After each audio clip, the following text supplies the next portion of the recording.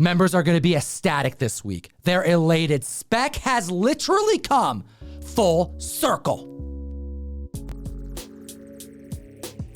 Another week, another list, an Overstreet price guide advisor. His name is Russ Bright. Brother, how you feeling? I am fantastic, Tom, and so should be the people who've been paying attention to us for quite some time.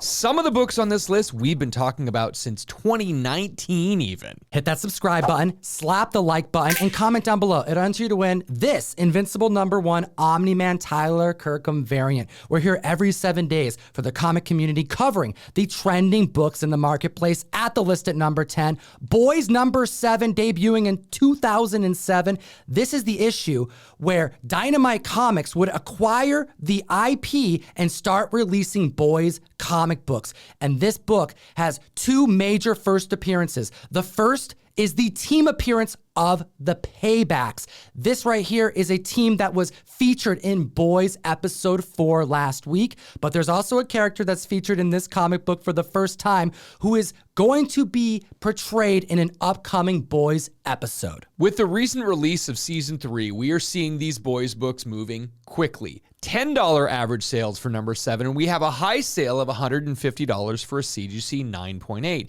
We have to keep in mind that there were 3 sales of CGC 9.8s on the same day. There was also a sale for $125 and a low sale of $71. Now, they advertised that this book had some scuffing on the inside case, and what would have to happen is someone would send that book off to CGC, they would get it reslabbed, and it'd probably cost them $40 or $50 to ship it off, ship it back, and get it done. That actually may be the best deal since they bought a damaged slab. An increase of copies sold of 567% this week after the Boys episode dropped. We get to see a version of the Payback team. It's a flashback that we get to see a glimpse of Soldier Boy and other members who were largely changed from the comic book. However, this past week, the Boys' social media has been teasing the introduction of the character that is named the Legend in comic books. The Legend is essentially the Stan Lee of the Boys universe, the person in charge of writing the backstory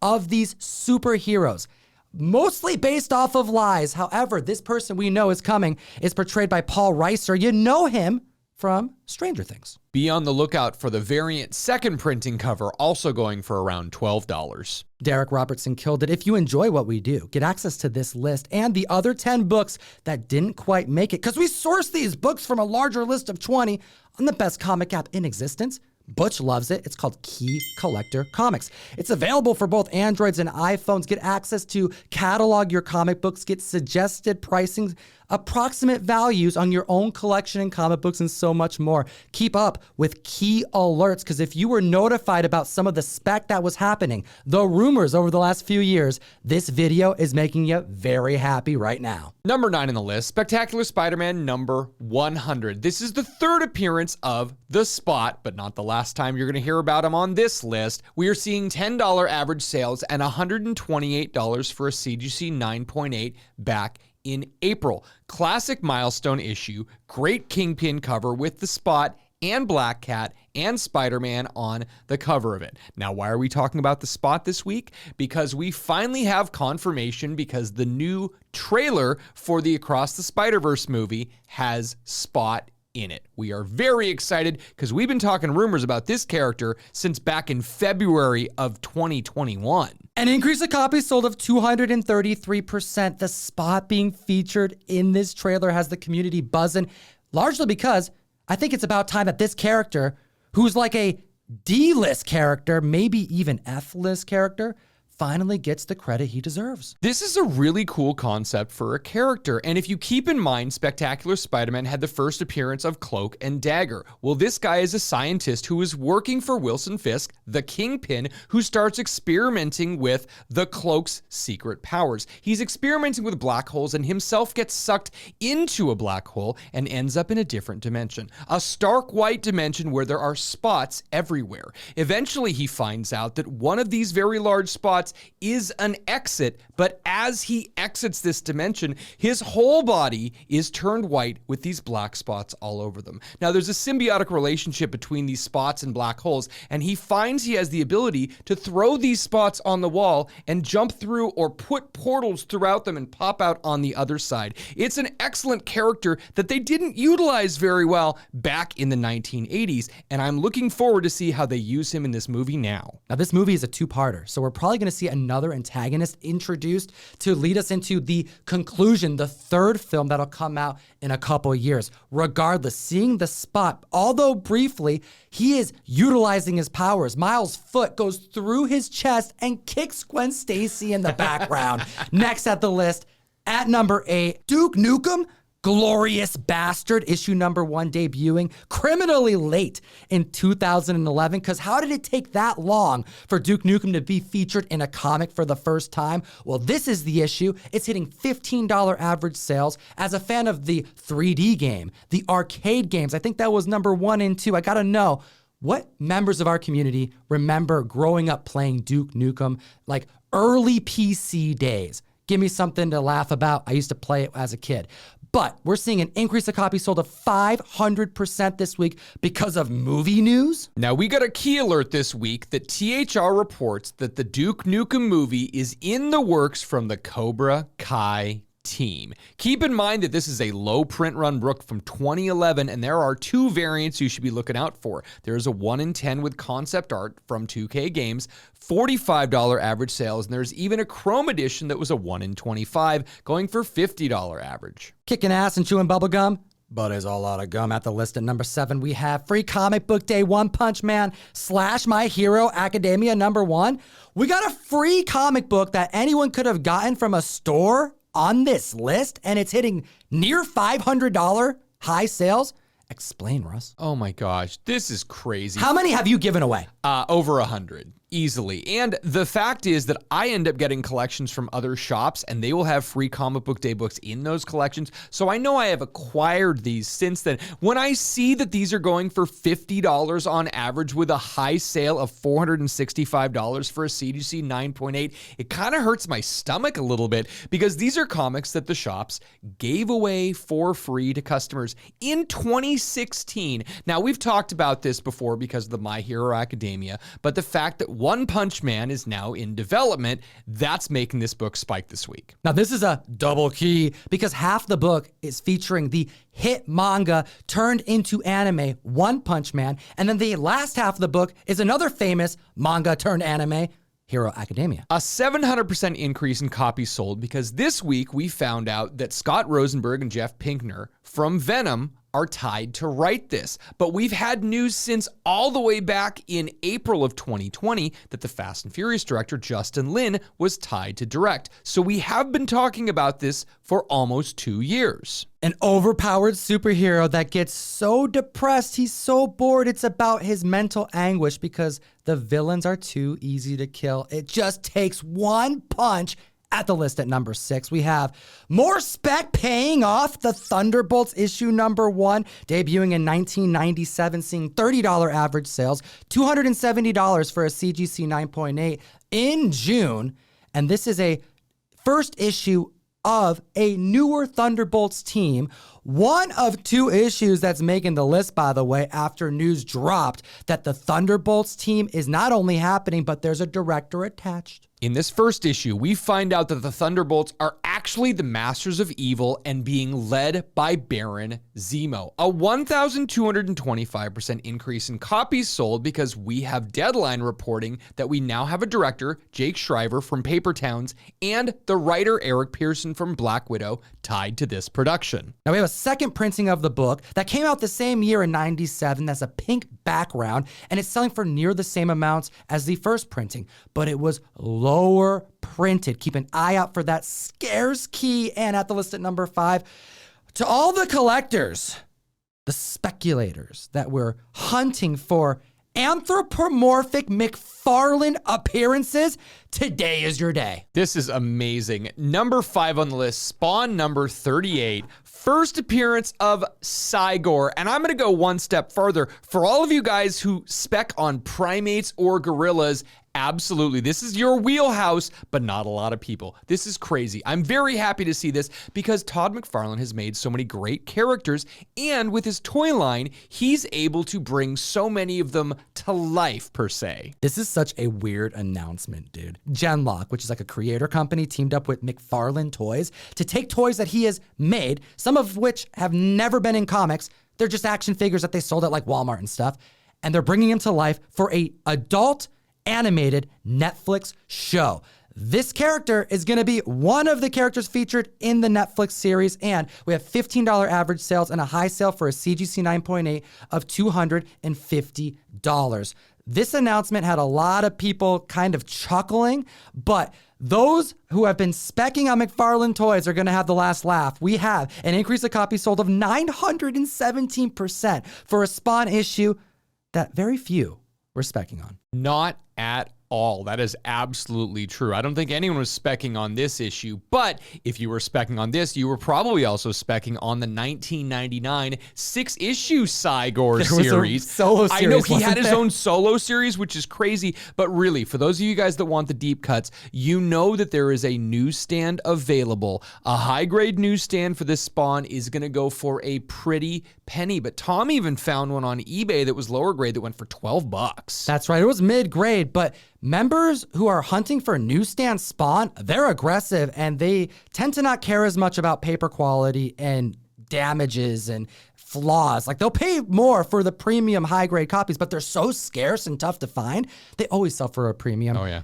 Typically more than you would expect. Oh, yes. And now at the list at number 4, the #1 most wanted modern blue chip key comic book, Ultimate Fallout. Number 4, debuting in 2011, Brian Michael Bendis goodness, we have the first appearance of Miles Morales. I saw this book on the list, and I actually asked Tom, is this a mistake? This feels like a hot 10 book, not a trending 10 book. Yeah, boy Jim definitely made me think twice, and that's how I knew that there had to have been a trailer that dropped, because this book spiking without a live action announcement means that the book is moving hard because it is so hot. 144% increase, Wow. which is a lot for this book, considering that it is one of the most sought after modern books, if not the most sought after modern book. We're seeing a $680 average sale and a $3,650 high sale for a recent CGC 9.8. All right, that was in May, but this book has hit heights of $4,500, and we're talking like Comic Link, Heritage Auction kind of stuff, but even some buy it nows as early as January and February approached the $4,000 marker.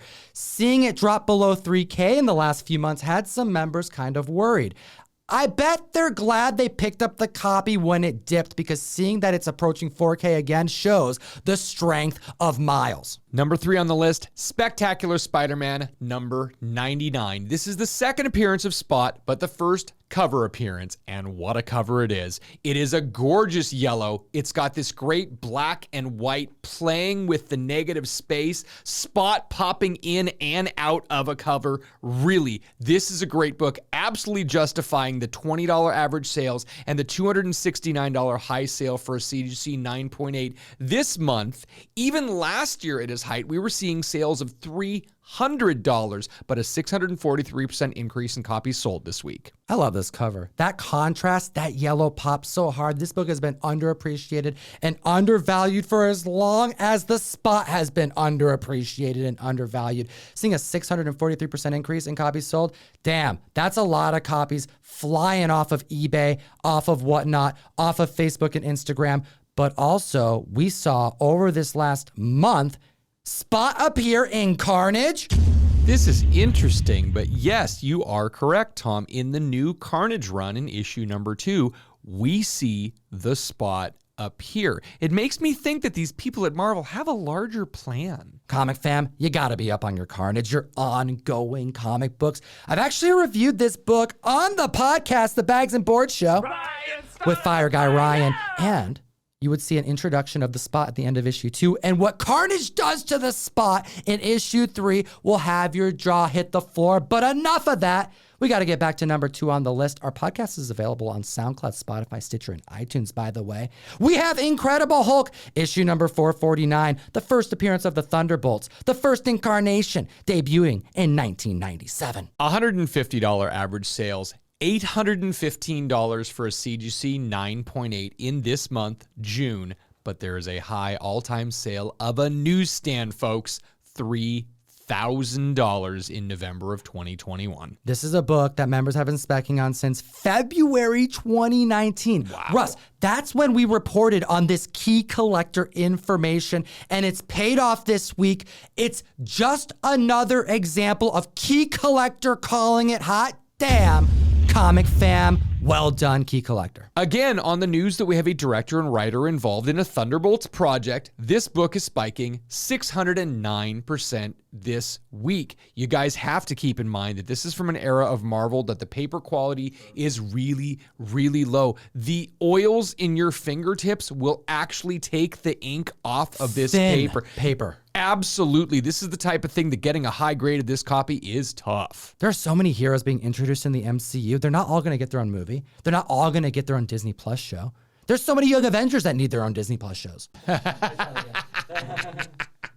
I'm just kidding, yo. But for real, what are we going to do with U.S. Agent, Abomination, Ghost, Taskmaster, even the Winter Soldier? We know what Contessa Valentina Allegra de Fontaine has been up to, assembling the Thunderbolts, and there are so many heroes and anti-heroes to spec on. And if you want to support what we do every single month, you can join the Mystery Mail Call. Give me an excuse to send you comics every single month. It's a subscription service. We package books. We curate a box of comics, and one per box.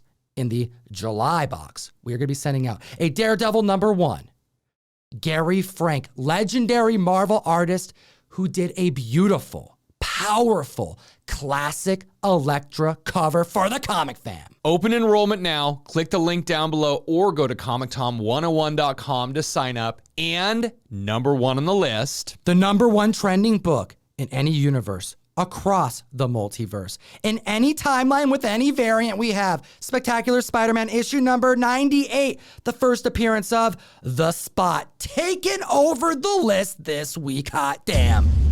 $20 average sales, $460 for a CGC 9.8, but we even saw a buy it now for $700 back in April of this year. This book is scorching. How hot is this book? An increase of 2,500% since the trailer dropped, since we saw that The Spot was coming and was going to be a villain in Across the Spider-Verse, since we found out that Jason Schwartzman will be doing the voice of Spot, the voice of Jonathan Owen, who appears as the Spot for the first time in this comic book, but appears as the scientist issues earlier in issue 94 of Spectacular Spider-Man. Yes, there are more than 3 issues that we have to talk about this list featuring this underrated villain. All right, comic fam, we're about to do a deep dive on Jonathan Owen, the Spot. You need to know that his first cameo appearance is Spectacular Spider-Man number 94, and we are seeing a 2,000% increase in copies sold.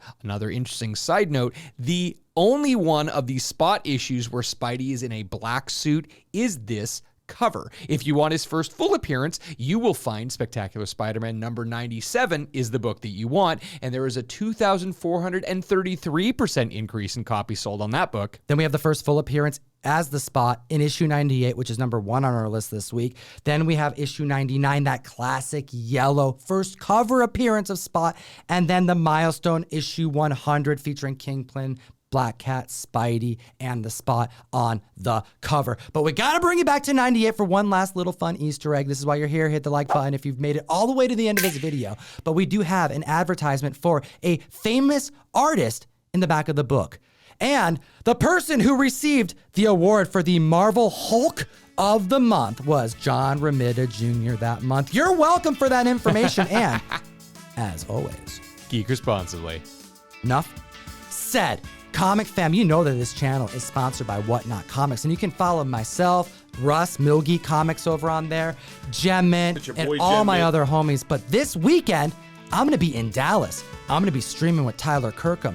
We're gonna be dropping the Boys Homelander Battle Damage variant. We're gonna be dropping the Moon Knight Battle Damage variant, and so many other books. Come join me on the best new place to buy and sell collectibles, Comictom101 on Whatnot. Link in the description.